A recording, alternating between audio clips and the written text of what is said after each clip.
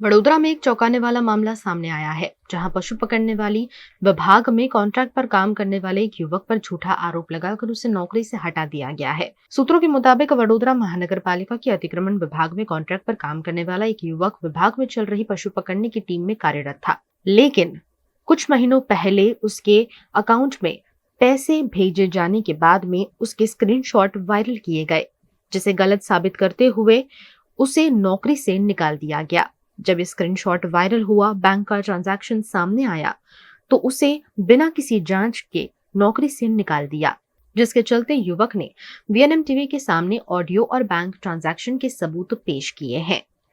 એમાં સાહેબ એવું થયું 4 ફેબ્રુઆરી 2025ના દિવસે હું જોઈન કરેલું મેં પેન્થર એજન્સી થ્રુ કોર્પોરેશનમાં ઢોર શાખામાં અને અમારા સુપરવાઇઝર હતા 4 તારીખથી મોન્ટુભાઈ દેસલે કરીને જે દબાણ ઇન્સ્પેક્ટર છે અને 7 તારીખે મારી પર એમનો ફોન આવ્યો મોન્ટુભાઈનો। અમારી હવાની શિફ્ટ હતી, અમે ગાય જમા કરીને ઘરે ગયા ત્યારે તારો જરોદથી આવતો હતો, અપડાઉન કરતો હતો બાઇકથી। તો હું 3:30 4:30 વાગે ઘેર પહોંચ્યો, મારા પર મોન્ટુભાઈનો ફોન આવ્યો અધિકારીનો અમારા કે ભાઈ હિરેનભાઈ તમે ફ્રી છો? મેં કીધું હા। તો મને એવું કીધું કે મારું જીપે ચાલતું નહીં કોઈ ટેકનિકલ ઇસ્યુના લીધે, કે મારે કોઈની જોડે પૈસા લેવાના છે ભાઈ જોડે, તો હું તમારામાં નંખાવું છું, તો તમે મને કાલે આવો તો આપી દેજો। મેં કીધું કશો વાંધો નહીં, હું આપી દઈશ। તો એમણે મારામાં ટ્રાન્ઝેક્શન થયું, મેં 6 6:30 વાગે જોયું તો એ ટ્રાન્ઝેક્શનમાં મેં ગૂગલ પેની નોટિફિકેશનમાં જોયું મેં તો ટ્રાન્ઝેક્શનવાળાનું નામ હતું નવગણ ભરવાડ કરીને હતું। તો મેં એ ગૂગલ પે પછી મેં મોન્ટુભાઈને સવારે 7 7:30ની વચ્ચે મોન્ટુભાઈને 3000 મેં પરત કરી દીધા છે। અને આ ઘટના મારી જોડે મારી જે વિડીયો વાયરલ કર્યા છે કે ભાઈ હું પૈસા લઉં છું ગાયો છોડવાના, પકડવાના, ના પકડવાના, એ મારી ખોટી વિડીયો વાયરલ કરી છે। મારું ખાલી સ્ક્રીનશોટની વિડીયો લઈને આ લોકોએ કાલ્પનિક વિડીયો બનાવી છે અને આવી રીતે મને ફસાયો છે। હા, એ સાબી મારી કને એના ટ્રાન્ઝેક્શન છે, એમનું રેકોર્ડિંગ છે મારી પાસે, બેંક સ્ટેટમેન્ટ છે મારું। પહેલાં 1000 મોકલ્યા મને એમણે, 2000 મોકલ્યા, એમ કંઈ 3000 મને મોકલ્યા 7 તારીખે સાંજે, અને 8 તારીખે સવારે મેં એમને ક્રેડિટ કરી દીધા મોન્ટુભાઈના એકાઉન્ટમાં। હા, મેં એમને ફરી જ્યારે આ ઘટના બની ગયા મહિને 15 તારીખે તો મેં એમને કીધું, મેં કીધું મોન્ટુભાઈ આવું થયું છે, ફોન પર વાત કરી તો કે જે વાંધો તો શું કરીશું, મારે કને એનું ઓડિયો રેકોર્ડિંગ છે, એમને કબૂલી છે કે હા ભાઈ મારે મેં કીધું હતું એમને એને પૈસા આલવાનું। મને કોર્પોરેશનમાં એવું કીધું કે હવે તમે 2-3 મહિના બેસી રહો સાઈડ પર, કે હવે ગરમા ગરમી ચાલે છે, એટલે જો મારા પર આ એક્શન લેતા હોય, હું તો એક મીડિયેટર બની ગયો પૈસાની લેવડ દેવડ માટે, મારો તો આમાં કોઈ દોષ નથી। તો જેણે પૈસા લીધા છે એની પર એક્શન થવી જોઈએ, બાકી મેં તો પૈસા લીધા જ નહીં। અને જેણે આલેલા મને મારા ખાતામાં નાખેલા એ મેં તરત બીજે દિવસ 7 7:30 વાગે મેં પરત કરી દીધા છે મારા અધિકારીના એકાઉન્ટમાં। એ બી મારી કને ટ્રાન્ઝેક્શન છે, મારી કને પુરાવા। જય માતાજી સાહેબ। જય માતાજી ભાઈ, બોલો। ત્યાં ફ્રી છો થોડો 5-10 મિનિટ? હા, 5 મિનિટ છો ને, બોલો। આપણે પેલા એક વખત ખબર છે નોકરી નવા આવ્યો હતો સાહેબ, 4-2 તમે આવ્યા હતા? હા, હું જ હતો ને 4-2 અને 7 કે 5 તારીખે તમે પેલા નવગણ ભરવાડ જો મારા એકાઉન્ટમાં પૈસા નાખાયેલા 3000 રૂપિયા। હા હા હા। તો હવે એ સ્ક્રીનશોટ તમારા વાયરલ થયા, ખબર તમને? ના ભાઈ। બોલો મારો શું વાંક એમાં? તમે પૈસા હવે તમારી મેટર મને નહીં ખબર, જો તમે એવું કીધું કે મારું જીપે નહીં ચાલતું, બરાબર ને? એ દિવસ હા, એને છે ને પણ સાંભળો, હા હા, એને છે ને કઈ આપવું તો ખબર છે, એક ધાર્મિક પ્રોગ્રામ હતો ને ત્યાં એને આપવા માટે નાખવા કીધા હતા। એ વાત તમારી હતી, પણ એને તો મારામાં નાખ્યા ને મેં તમને હવાર આપી દીધા અહીં તરત। હા હા હા। તો હવે મીડિયામાં એવું છે કે હું પૈસા લઉં છું, હું તો મારે તો 2-3 દિવસ નતા થયા, હું તો કોઈને ઓળખતો નહીં લો। હા હા।